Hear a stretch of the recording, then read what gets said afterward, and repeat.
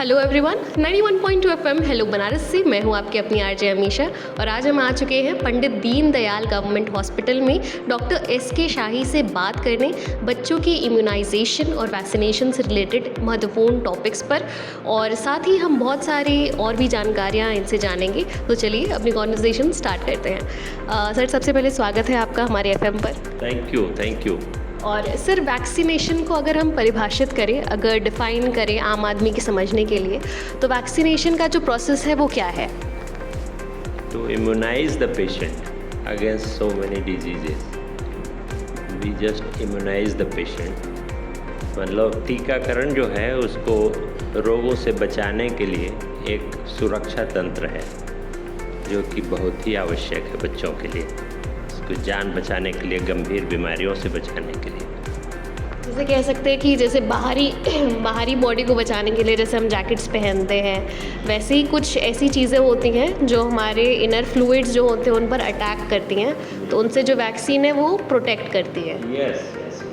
और हाँ जी sir, protect करती है। जैसे हम इम्यूनाइजेशन करते हैं, कोई टीका लगाते हैं, तो उस टीके के में एक एंटीबॉडी फॉर्म करता है खून में, बच्चे के खून में एक एंटीबॉडी फॉर्म करता है। और जब भी कोई वायरस, उस बीमारी का कीटाणु जब हमला करता है तो वही एंटीबॉडी उस वायरस को या बैक्टीरिया को किल कर देता है, बीमारी होने ही नहीं देता है। तो एंटीबॉडी फॉर्मेशन जो है सबसे ज़रूरी चीज़ है, और वो बनता है कैसे? वैक्सीन लगाने से। सर, जैसे 3 टर्म्स हम सुनते हैं कि टीकाकरण, इम्यूनाइजेशन और एक और टर्म, मतलब कि ये जितने भी टर्म्स हैं तो क्या इनका मतलब सेम ही है या फिर कुछ अलग अलग है? चीज़ है, हिंदी में टीकाकरण कहिए, इंग्लिश में इम्यूनाइजेशन कहिए, या फिर वैक्सीनेशन, या वैक्सीनेशन कहिए। वैक्सीन लगाते हैं इसलिए वैक्सीनेशन बोलते हैं।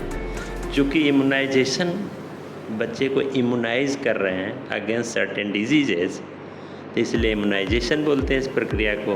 और हिंदी में सीधा सीधे टीका लगा रहे हैं इसलिए टीकाकरण बोलते हैं। तो सर, जैसे जो नवजात शिशु होता है, जन्म से लेकर कितने उम्र तक उसको टीके लगाए जाते हैं? टीके तो हम जीरो डोज भी लगाते हैं, और इसको अडल्ट जो हो जाते हैं उसको भी लगाते हैं।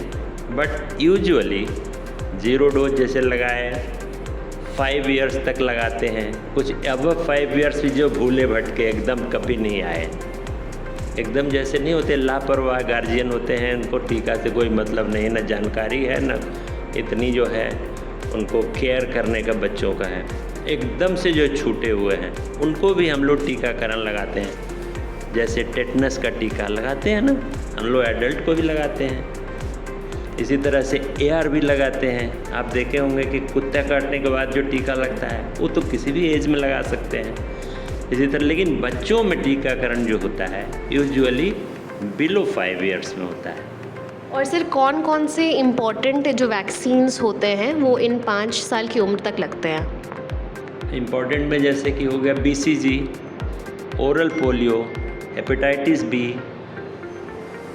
आज पहले तो JE यहाँ प्रोग्राम चल रहा था, आजकल नहीं चल रहा है। जैपनीज इंसेफ्लाइटिस जो चलता था, कितना गोरखपुर साइड में जैपनीज इंसेफ्लाइटिस से बच्चे इंसेफ्लाइटिस से मर जाते थे।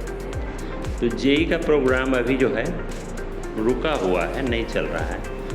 अदरवाइज और भी जैसे है, पेंटा चल रहा है, पेंटावैलेंट लगाया जा रहा है, रोटा वायरल लगाया जा रहा है, बहुत सारे सो मैनी हैं, काफ़ी है प्रोग्राम अभी चल रहा है। सर, जैसे अब पेरेंट्स जो है, अब जैसे आपने बताया कि कई सारे पेरेंट्स के दिमाग से स्किप हो जाता है कि बच्चे का टीकाकरण करना जरूरी है। हाँ, करना तो ज़रूरी है। तो सर, ऐसा कोई इनिशिएटिव लिया जाता है कि जैसे पेरेंट्स का डेटा हो तो क्या उनके तक इन्फॉर्मेशन पहुंचाई जाती है, ऐसी कुछ? इसमें आशा बहनों की भूमिका जो है, आशा है, आंगनबाड़ी है, जो कि उसके घर के काफ़ी नज़दीक होती हैं ये। तो सारे डाटा को संग्रह करना और उसको अपडेट करना, ये यूजुअली आशाओं का काम है। वहाँ पे पता कि जैसे कि किसी को बच्चा होने वाला है तो सबसे पहले आशा जा कर के फाइंड आउट करती हैं कि हाँ, उस घर में एक है महिला जिसको कि बच्चा होने वाला है। अब बच्चा होने वाला है तो उस गर्भवती महिला को टीका लगना चाहिए। जैसे टीडी लगता है, टीडी दिया, उसके 2 टीके लगते हैं टीडी के। तो ये भी उसी का मतलब फाइंड आउट करना और जा कर के लगवाना, ये आशाओं का काम है। या आंगनवाड़ी, कुछ क्षेत्रों में आंगनवाड़ी भी मतलब बहुत एक्टिव होती हैं, वो भी फाइंड आउट तो ये करती हैं, ये पता लगा लिए। फिर बच्चा हुआ कब डिलीवरी हो रहा है ये भी आशा को पता है, वही ले जा कर के डिलीवरी भी करवाती हैं। उनको इंसेंटिव दिया जाता है सरकार की तरफ से इस बात के लिए। तो डिलीवरी करवाई हॉस्पिटल में ले जा कर के, सरकारी हॉस्पिटल में। तो अब बच्चे को अब क्या लगना चाहिए, आशा को पता है, तो 0 डोज लगना चाहिए। 0 डोज जैसे कि एट बर्थ लगता है। बच्चा हुआ है तो उसको 24 घंटे के अंदर कुछ टीके हैं जो कि लग जाने चाहिए।